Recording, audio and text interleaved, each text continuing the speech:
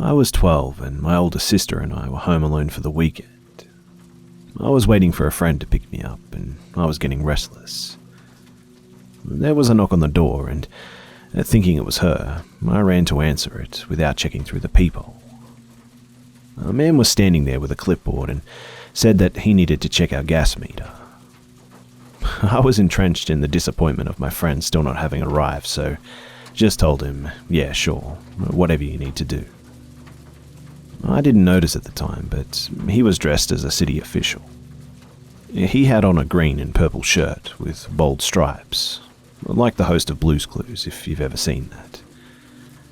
He came in and immediately went up the stairs to where our bedrooms were and walked into the open door of my room, the typical girly girl room with pink and glitter. Thank God that my sister came down the stairs at almost the exact moment. She said, "Ah, is that Daphne's dad? Why is he going upstairs?" And I complained about how Daphne wasn't here, and was going on about how unreliable she was when my sister cut me off. Wait, if Daphne isn't here, then who's that? I said, apparently he's here to read the gas meters. Her face turned white. She flung open the front door and dragged me out, hand clamped over my protesting mouth. She said, "Our gas meters are outside, you idiot." Neither of us had a cell phone. It was in the 60s, and obviously weren't going back in the house to call authorities on the landline phone. Then, my ever-resourceful sister had a stroke of genius.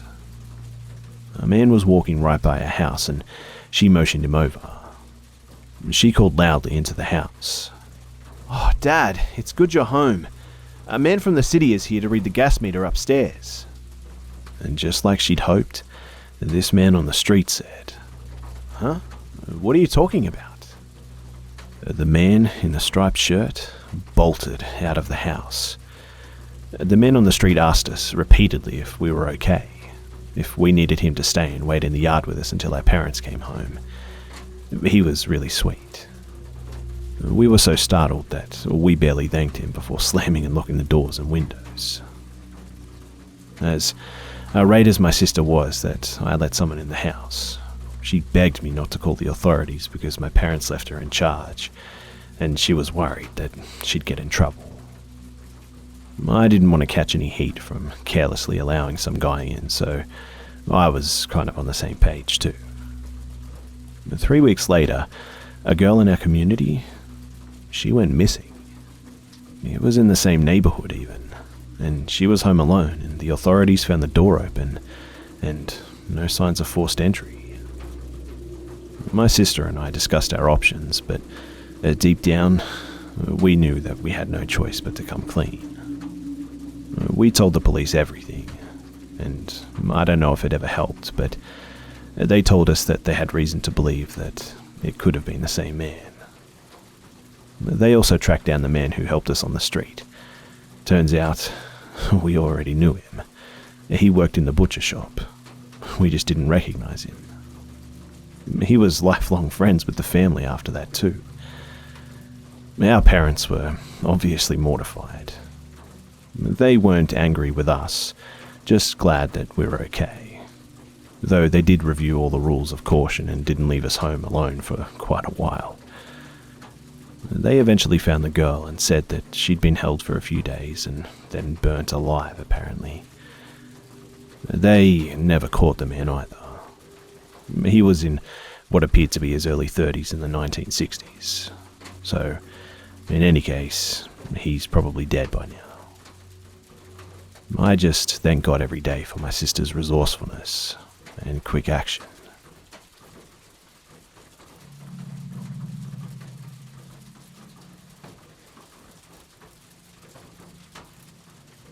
Back when I was in the army, we ran into something pretty unexplainable during a regular navigation exercise. So, navigation exercises are pretty standard around the world.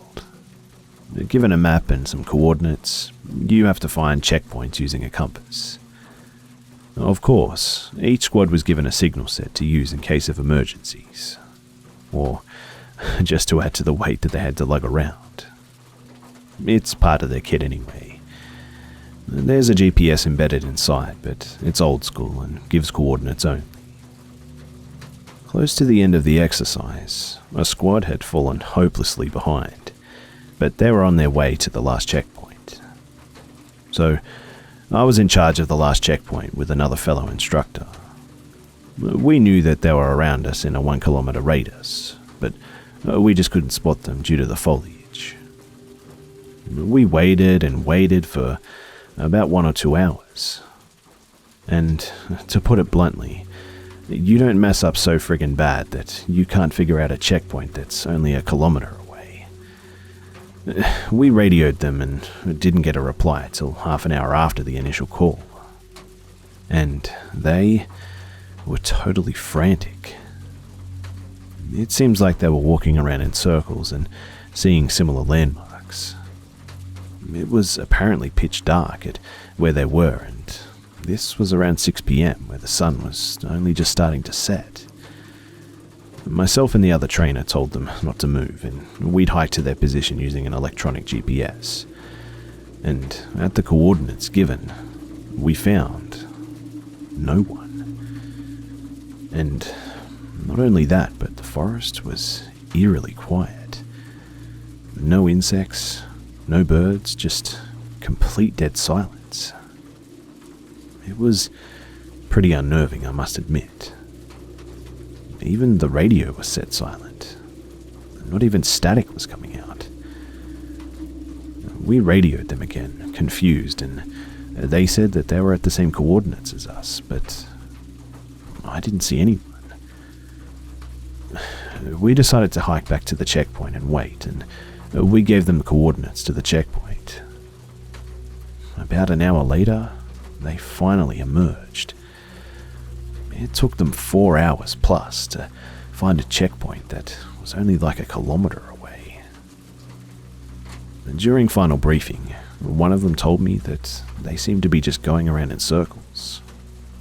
They kept leaving marks on trees using a blade, but when they came back to what should have been the tree that they marked, the mark was gone. They also said something a little creepy.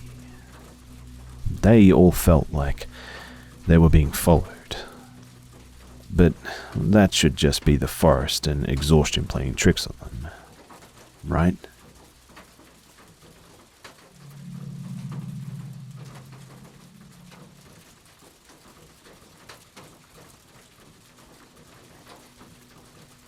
Many moons ago, I was an editor. I was cutting a commercial late at night on one occasion, and the deadline required that I stay overnight to finish. I'm on the second floor of a 30-story building. Half the floor is editing suites, and the rest is rented out to various businesses like designers and developers, mostly tech companies. Except for one office, which was the largest on the floor, about 600 square feet, and belonged to a psychiatrist. It's about 3 a.m. and I'm super focused on my work, when suddenly I realize that I'm absolutely starving. There's a deli across the street from me, which is 24/7, so I decided to go and get some food. All of the offices have sliding frosted glass doors, and I open mine and realize that the floor is completely empty and dark. Save for the emergency exit lights, it's completely dead. I get my food and come back, close the door and watch some YouTube while I sat there. Suddenly, I hear the elevator bing down the hallway. I knew that the entire building except for the 19th floor was empty. The 19th floor was some French company, and there wasn't even anyone at the front desk. You had to swipe in with a keycard at 2 doors in the lobby. I slowly slide the door quietly and stick my head out of the office. And there's nothing. I see the light from inside the elevator casting a light onto the floor, but I couldn't see in because the way the hallway was set up. Eventually, I lock the office door put my giant headphones on and just get back to work. At some point, I must have fallen asleep because around 5:30, a loud knocking on the glass wakes me up. I jump up and open the door and see one of the building managers and a cop. I walk out into the hallway and hear a commotion and see more cops. They ask me what I'm doing here, so I explain. They ask if I saw or heard anything, and I say no because obviously I had headphones on and I fell asleep, etc. The cop walks away to the other cops and I ask the manager what's going on, and she tells me that someone apparently broke into the building, somehow bypassing the 2 doors downstairs that required a keycard, broke into the psychiatrist's office, and stole files on 3 patients, according to what the doctor had told her and the cops. I was there that whole time, either working or asleep, and I didn't hear a thing. When she told me this, I almost crapped myself. I mean, to go after 3 specific files takes some serious dedication to your mission. All I could think about was, since it wasn't some petty robbery, and there are tech offices all over the floor, I kept thinking what might have happened to me had I run into this guy. I ended up leaving that place several months later.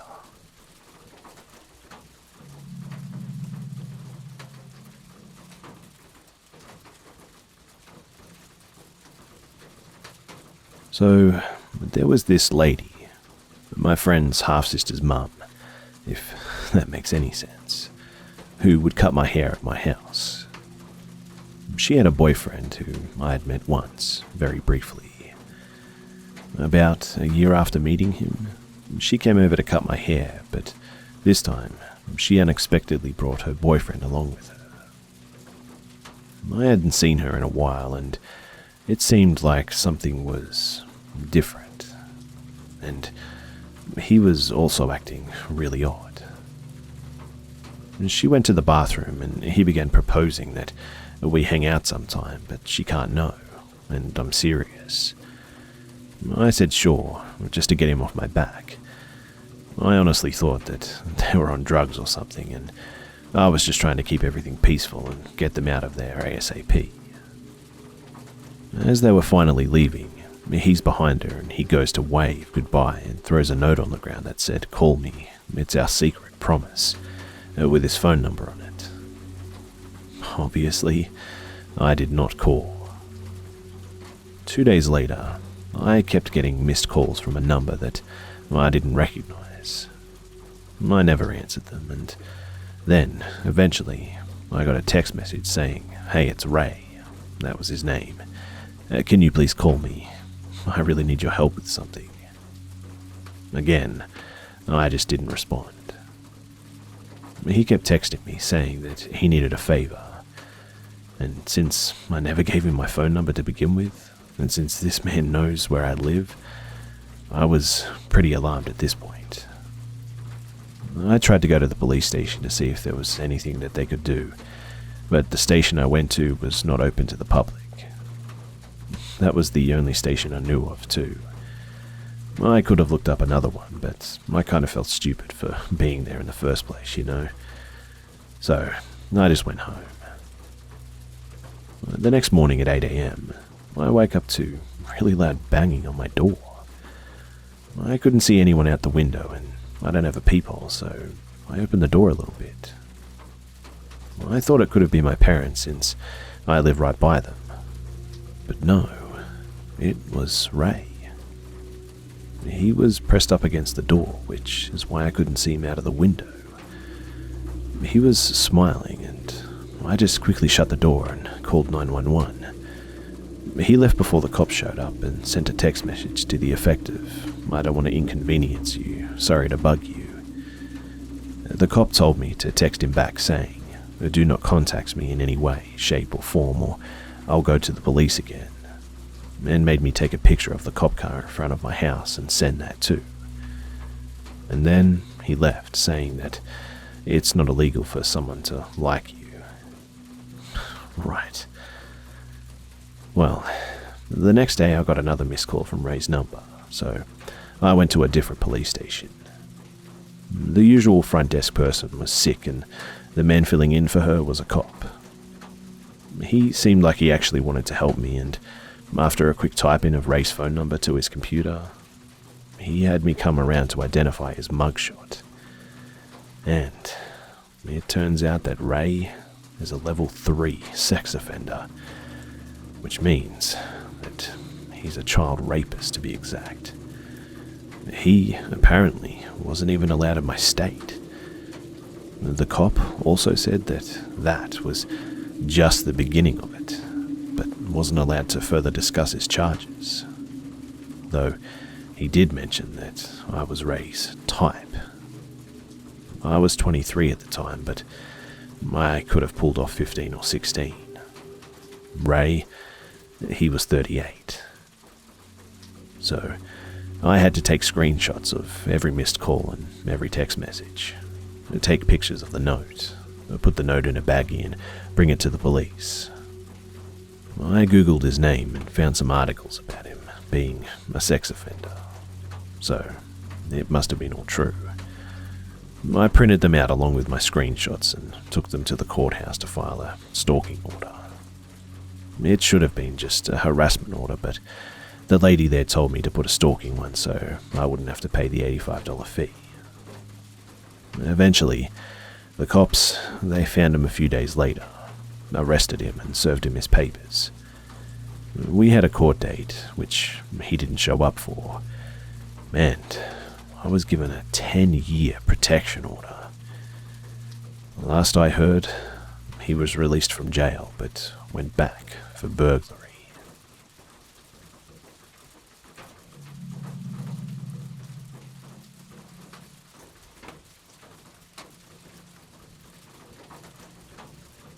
So, I don't know if I would say that this is all possibly paranormal, but it was damn weird. I've had several dreams similar to what I'm posting. I've been a caver in Florida for about 13 years, since I was about 6 in fact, and have been to a lot of caves. And I've never been afraid before this to go into one. So, when I was about 7 or 8 years old, I started having this reoccurring dream.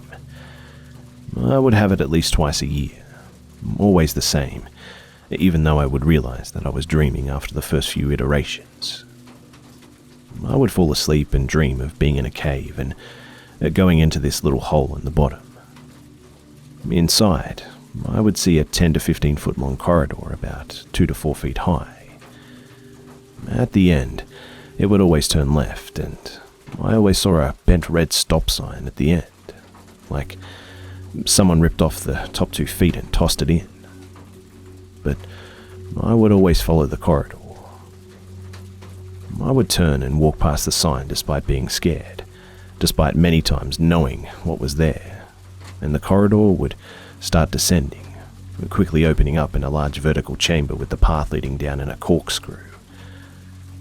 Everything became blurry at this point though, but it was always the same. I saw trash scattered on the walls.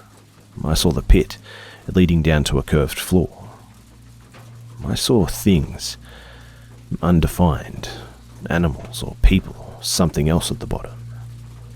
And I saw my family, each with one of the things being tortured and killed. Every time, and I could never do anything. After I saw that, I would be stuck for a few seconds until I felt more than saw everything turn and look at me. And then I would wake up. Not like a normal dream where you just drift to consciousness, or a nightmare where you bolt up in fear, but like something had pushed me out. Like I wasn't supposed to be there. So, I have this dream multiple times a year until I turned 15. And my father decided to take us to some caves that we had never been to before, one of which was Dog Drop. It was likely named so because Someone either threw their pet in there or a coyote fell in and the body was later discovered there. The dog drop had a roughly 30-foot rappel straight down to enter. I went down with my brother while my father waited up at the top. There was a hole in the ground, and I started to feel uneasy, though I didn't know why. So I followed my brother into the hole. I felt worse as I moved on, though, and when I looked up, I saw the same corridor, the same turn, the same wall, the same bottles at the corner, and I was instantly hit with this overwhelming sense of nausea and fear and being watched, and everything was screaming at me to just leave. I froze and must have made some noise because my brother turned around and asked what was wrong. I managed to say that I wanted to leave now, and I just climbed out as quickly as I could, followed immediately by my brother. We packed up and left, and I've never gone back, and honestly, I never will. I haven't told anyone about what actually happened, just said that I wasn't feeling well, and they forgot pretty quickly. But the thing that really makes this whole thing creepy for me is that I've never had that dream again. Year after year, I would have it consistently, but it just stopped after that. But I still remember it all, and I'm still afraid. Almost an external fear when I think of it.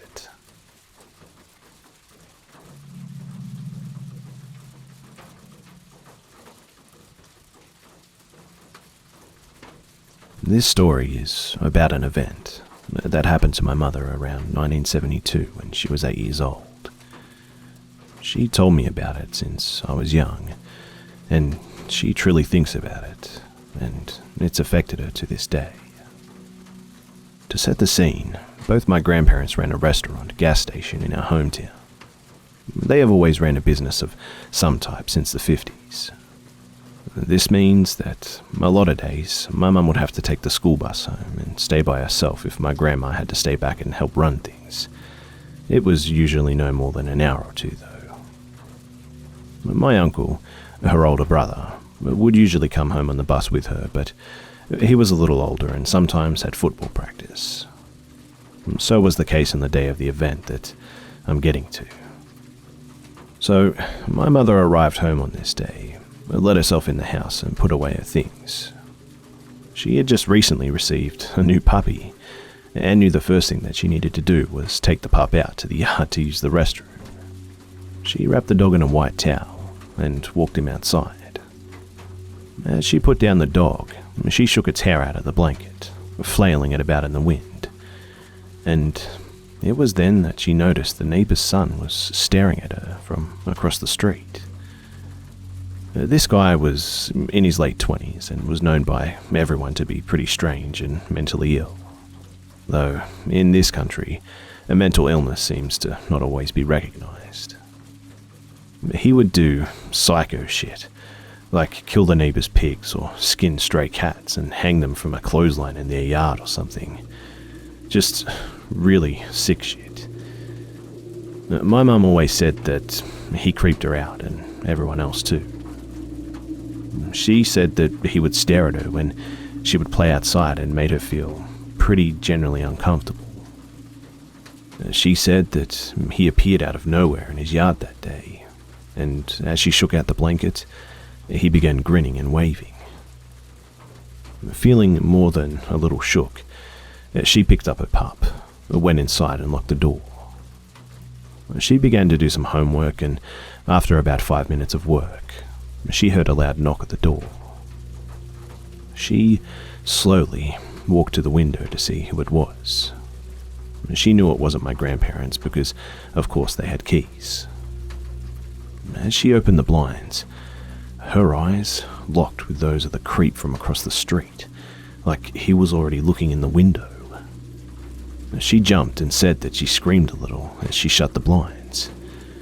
She walked to the door and made sure that it was locked. She said that he just continued with a slow and continuous thud on the door, almost in a rhythm. Then, she really got terrified as he began speaking to her through the door. "Hi, sweetie. I saw you with your doggy. Let me in to see him." She was in total shock. "Come on, let me in, sweetie. Please, I want to see your puppy." In full freak-out mode, my mum screamed, "You need to leave now. You need to go back to your house. I don't know you." But he just kept knocking. I can actually see the fear in my mum's eyes when she describes that part, and it gives my whole body chills. He said, "Just let me in, okay? I saw you wave your flag of surrender." I shit you not. The guy thought that my mum shaking hair from the blanket was a flag of surrender and a sign for him to come over. My mum screamed, "I'm calling my daddy and the police if you don't leave now." And with this, the knocking stopped. She tried to catch her breath and shake off her fear. She then got up from the door and ran to the basement level of the home. It was an old house, so the kitchen and rec room were down there along with the only phone in the house. She made it to the phone and began to dial 911. All of a sudden, she heard a shatter from the next room. She looked over to see the crazed neighbor attempting to crawl through the kitchen window. He was ripping down the curtain as his upper body got through, and my mother screamed what was happening to the police on the phone. All of a sudden, he was bleeding from the abdomen where the window glass had cut him as his lower half couldn't squeeze through. And then my mum began hearing my grandmother's screams. "What the hell are you doing?" Then, the guy yelling in pain and squirming at the window as she hit him from behind with some tool that was laying in her garden on the side of the house where the entrance to the window was. He managed to get out the window and bolted to his house. The police came and Grandma called my grandfather, and he arrived as well after shutting down the business as soon as she told him. They arrested him for breaking and entering and something else I believe that was unrelated. A probation violation, I assume. On the day of his court date, he told them the white flag of surrender story. But this was the final nut on his crazy cake, as they put him in a mental institution that day. He may have gotten out at some stage, but went back because my mother said that he later died in that institution. Outside the courthouse, the crazy Appalachian redneck family of the creep tried to blame me, my 8-year-old self, and my mother, and the man's father called my mother a harlot. Needless to say, my army-trained grandpa beat the guy's ass on the courthouse steps as the local cops turned a blind eye. That story has always stuck with me. My mum had to receive therapy for it, so it haunts her a lot too, to this day even. We always can't help but wonder though, what would he have done if my grandma didn't come home at that moment?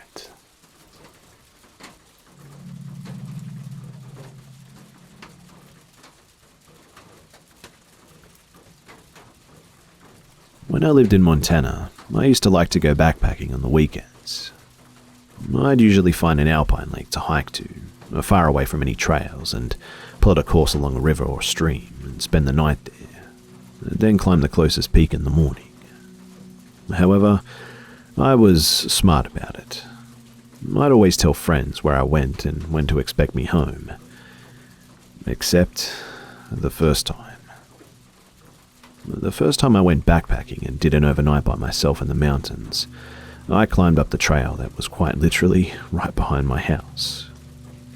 It was spring at the time, so there was still snow on top of the mountains. Now, this area of Montana had no cell service. My neighbors had a cell repeater that ran the cell service over the internet or something, but once you were a few hundred yards away from the house, there was absolutely nothing. So, I hiked about 11 miles up the steepest, most arduous trail that you could think of. I wanted to make it to Tabletop Mountain because, in my naivety, I thought, yeah, I want to camp on top of that. I get to the ridgeline of the mountains, and at this point, I'm exhausted. I'm using subpar equipment and a really shitty old external frame backpack that put the weight nowhere near my hips. Not to mention that I had only started in the early afternoon and had essentially jogged up the first mile or two of the trail. The wind had also picked up something fierce, to the point where I couldn't even see the top of the mountain from about 400 meters away because of the snow blowing around. Knowing that I couldn't hike down at that point, it was getting dark, I just decided to set up camp. Unfortunately, I'm standing on the ridge of a mountain. I can't camp on the top because it's way too windy. And obviously, there's nowhere to camp on the side because it's a fucking mountain, and it's really steep on both sides. So, I find a little nook in the side of the mountain and dug in a flat spot into the snow and set up my tent there. Luckily, that seemed to work well enough. The tent was set up fine and I got everything ready for bed. Being as cold as it was, I decided I wanted to start a fire. And it was then that I learned that the fancy waterproof phosphorus matches that I bought don't fucking burn at 10,000 feet. They just barely smoldered, in fact. And I didn't have a camp stove at that point, so with nowhere to start a fire, the sun going down and the wind picking up, I just decided to call it a night and tried to get some sleep. Somehow, I eventually fell asleep. I attribute it to the white noise effect of the wind on my tent. But now, here comes the creepy part. I wake up in the middle of the night and it's dead silent. No sound at all. Now, I'm not talking the quiet that you get in your bedroom at 3 a.m. I'm talking like literally I cannot hear anything other than my own heartbeat. I was holding my breath. There's no wind, no trees rustling, no tent flapping, no snow blowing against the side of my tent. Literally nothing. At that point, I was at least 7 miles as the crow flies from any human, any road, or any speck of civilization. Now, you may not think that hearing nothing in nature is scary, but if you've ever been in nature, you know that the forest has a soundtrack. You hear the birds singing, the wind blowing, the river running, the trees swaying and creaking. So, to hear nothing is odd, very creepy in itself. Kind of like the something bad is about to happen creepy feeling that you get. Except, I had no escape. Where could I go other than my tent? One wrong step outside and I'd fall down the mountainside. Not to mention that, well, I was completely alone. No one was coming to save me. No one even knew that I was there. As if nature was inside of my head and listening, it finally gave me something to listen to. Footsteps. The unmistakable, undeniable sound of feet on snow. Somewhere outside of my tent, within earshot of me. A million things raced through my mind. The first being, why am I awake now? And my body must have woken me up for a good reason. And did I just imagine that? And what the hell would be walking around up here? Again, as if someone was listening to my inner dialogue, I heard the footsteps again. I froze because I didn't know what to do. They were so clear though. Were they 10 feet away? 5 feet? What were they? Or who were they? I didn't know what to do, and I was paralyzed with fear. I listened to the footsteps for 30 seconds, take a few steps, then pause, and then a few more. Finally, I couldn't take it. I had to do something, but I couldn't rightly get out of my tent without making a noise. The zippers are loud as hell, especially in the silence, and any sound that I made was seemingly magnified. So, I did the only thing that I could. I screamed as loud as I could. My heart was racing, the hair on my neck was raised, my knife in one hand and flashlight in the other, waiting for my unknown adversary's move. My ears were straining to hear anything over the sound of my quickened breath, and my heart pounding in my head. But there was nothing. Nothing at all. I begged to hear something, to hear footsteps running away. I pleaded with nature to give me some sort of sign that I was safe. But there was nothing. It was silent once more. It took me a good hour of reading to calm down after that. Thankfully, and I know this is weird to say, on top of a mountain, the wind picked up and I couldn't hear anything once again and fell into a very shallow sleep until the morning. When I woke up, I looked for footsteps, but the wind had blown any away. 20 minutes after the sun was up, I was packed and headed back down the mountain. I never camped again without telling someone where I was.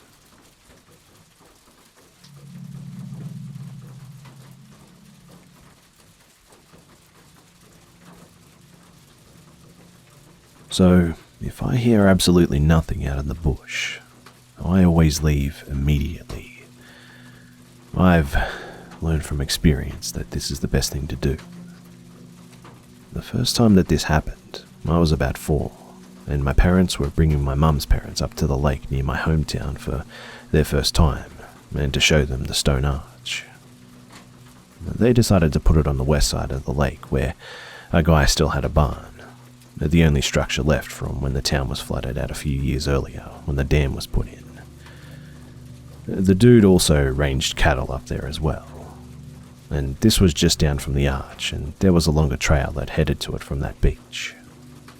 Anyways, we get out of the boat, and my mum, who was about 70% deaf, and my grandma started setting up for us to have lunch, while my brother and we started poking around the beach, and my dad and grandpa head up to the trees to get some firewood. I remember the rest of us not wanting to go near the trees, and my mum was getting everything ready near the boat, which was pretty unusual. A few minutes later, and my dad and grandpa are telling us that we're leaving, and going across the lake for lunch and to pack up now. My dad later told me that the deeper they went from the tree line, the quieter and creepier it got. And my grandpa, who survived storming Juno Beach and grew up hunting and trapping in the northern bushes, he said that we absolutely needed to leave since all the hairs on his neck, they were up. My dad was telling this around the table with our friends one night, and our hiking buddy then got to tell us his story. Him and his friend put in on the same beach to get to the arch because the main trail had gotten eroded from heavy rains that spring. They're hiking in and it's quieter than normal in the trees.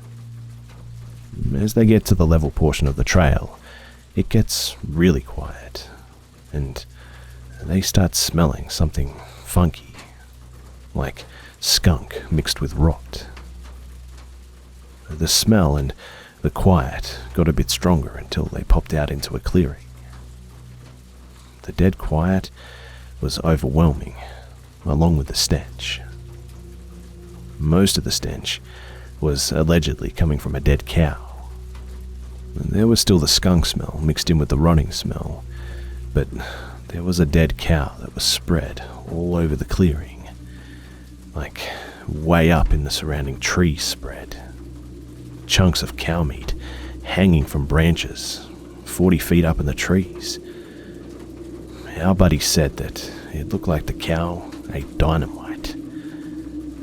Despite knowing that you don't run in the bush, he said that they looked at each other and just sprinted the fuck out of there because They felt like they were being watched. Nobody I know will go to that side of the lake between the arch and some cottages way to the south. And I sure as hell won't be either.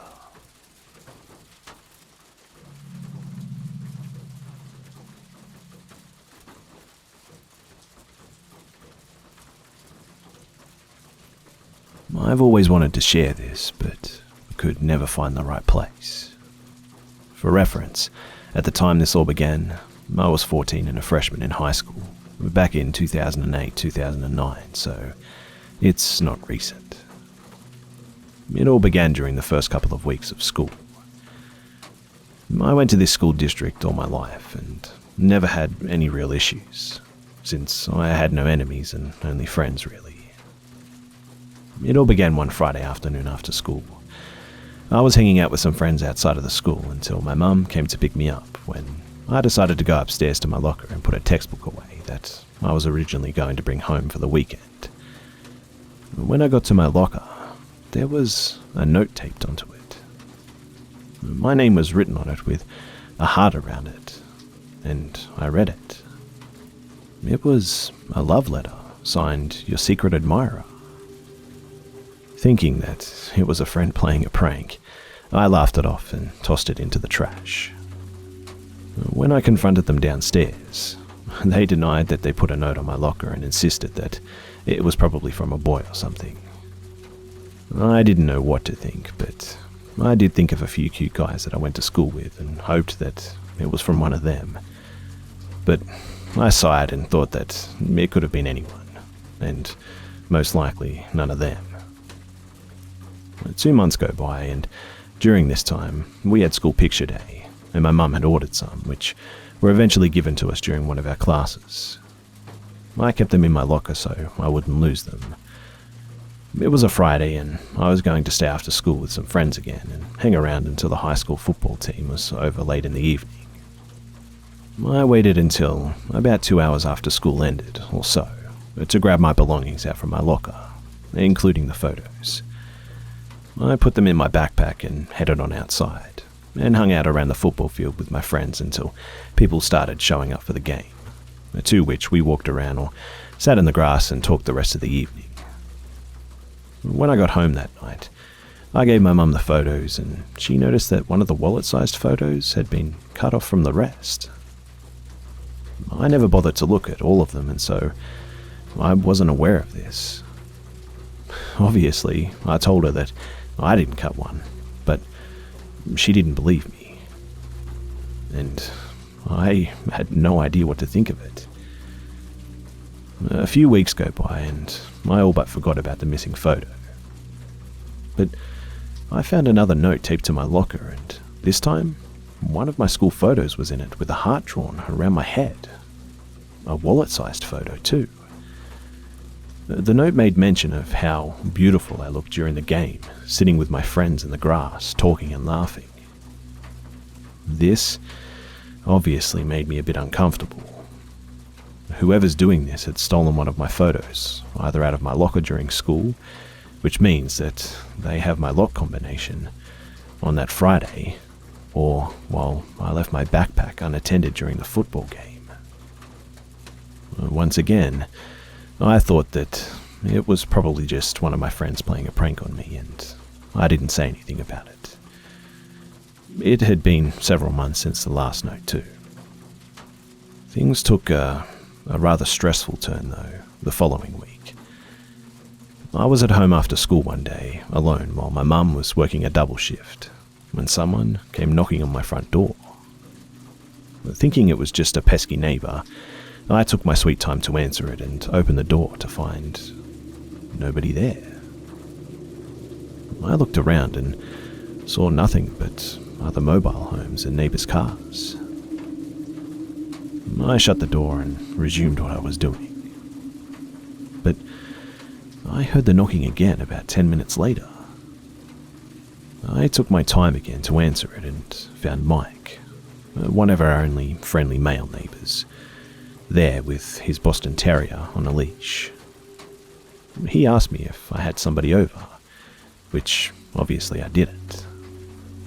He then told me that he allegedly saw somebody snooping around my home a few minutes ago. I felt uncomfortable now and said that I didn't have anyone over and asked who it was, and he said that he didn't recognize him. I thanked him and locked all my doors and windows after he left, quick smart.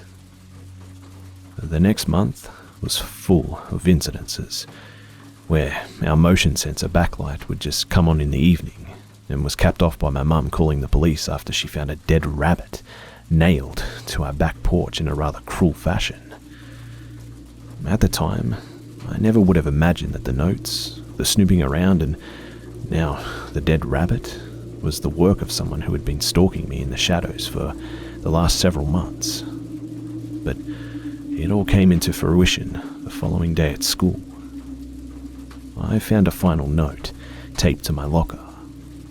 There was a big bulge in it, and when I took it apart, the foot of a rabbit fell onto the floor in front of me. I shrieked in terror as a teacher came running up to me, and I pointed out the rabbit's foot. He picked it up at once and asked me where it came from. I showed him the note, and we immediately went into the office and showed the vice principal what we found. Later in the day, I was called into the office and found my mum there with the principal and vice principal. It was there that I had to recount the events over the last couple of months for the first time to anyone, and give the names of students that I think may have been responsible based on any suspicious interactions that I had through social media or in school. But I never had anyone that seemed off to me. They told me that if anything were to happen again, to let them know and they'll get the police involved if my life appears to be in danger or anything. My mum had already contacted the state trooper who visited our home the previous night about the rabbit's foot being found on my locker at school and how a student may have been involved in it. From that day onward, nothing else major happened. However, about halfway through my junior year, I got another love letter, and this time, instead of it being written by hand, it was typed out and signed, "Your secret admirer from freshman year." I had all but forgotten about what had happened during my freshman year. I kept this note and gave it to the principal, who kept it as evidence in case things escalated again. But they never did. Luckily, nothing else happened afterwards. At least, nothing that was obvious anyway. But I must admit that every now and then, I find myself looking over my shoulder.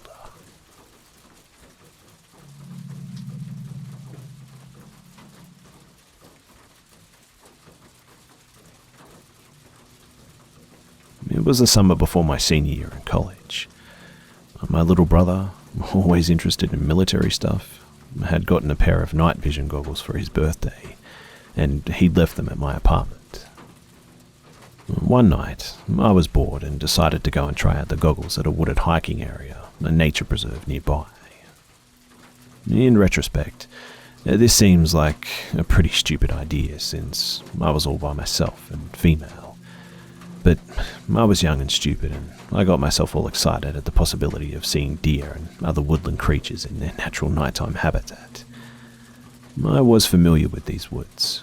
My best friend and I hiked there at night before, and we'd never run into anyone else. Our area is mostly rural and pretty safe, so I didn't anticipate any trouble.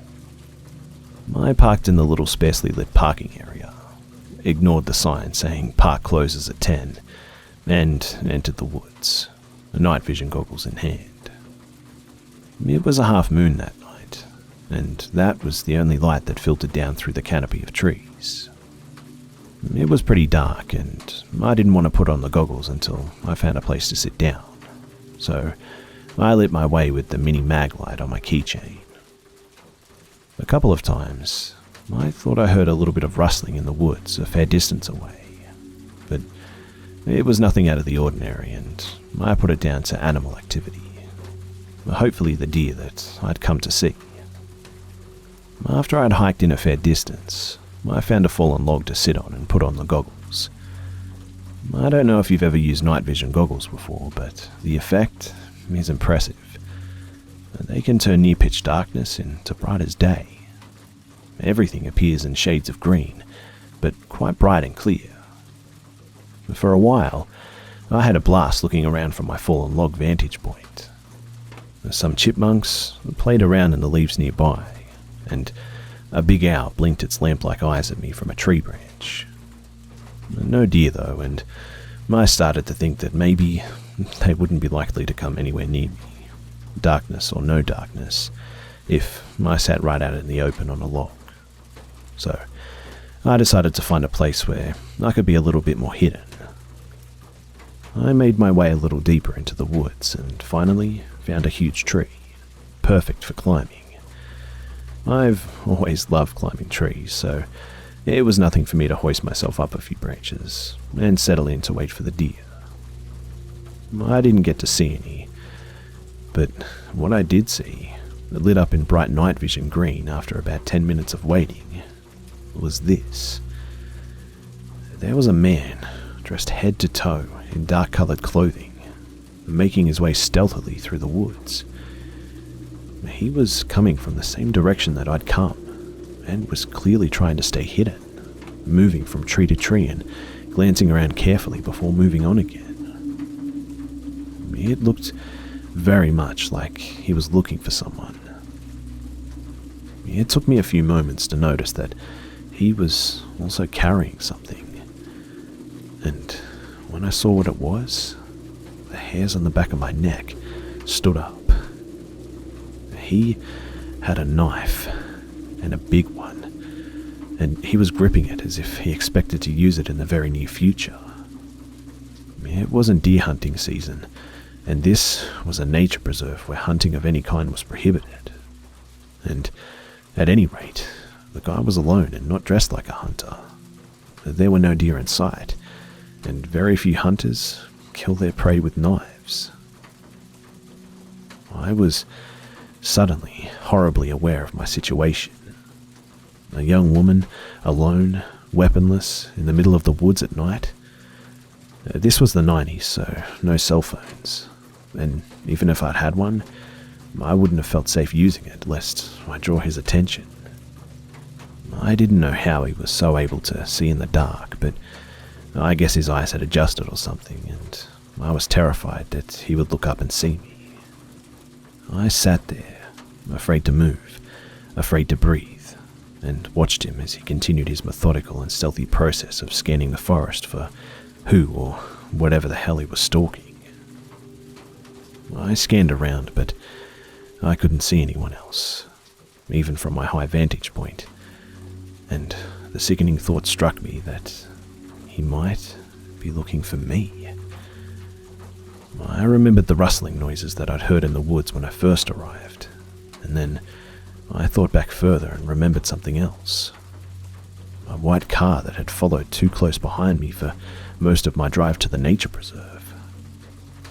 I'd been annoyed and a little freaked out at the time, but when I'd turned into the nature preserve parking area, the white car had passed me and driven on its way, and I hadn't thought any more about it. But now I wondered, horrified, if this was the driver of that car. If he'd circled back and seen my parked car, alone in the lot. If he'd come in after me. I sat, paralyzed with fear, and watched the man for what felt like forever, but was probably another half hour or so. There was a heart-stopping moment when he paused right underneath my tree, and I was sure that he was going to look up and find me. But luckily, he didn't. After a while, he seemed to give up on whatever plan he had in mind. I actually heard him say, "Fuck it," and he started heading back in the direction that he'd come, the direction of the parking area. I stayed in that tree, wet with sweat and crying, until the sun came up a few hours later. Only then I climbed down, and, still terrified, gripping the little can of pepper spray on my keychain, I made my way as fast as I could to the parking lot. The man had definitely been there, because my windshield had been smashed with a rock, and someone had scraped down all the sides of my car with something sharp. Presumably, a giant knife that, I'm lucky, didn't end up in my chest. Thank God for night vision goggles that let me see him before he could see me. And thank God for big trees with sturdy branches.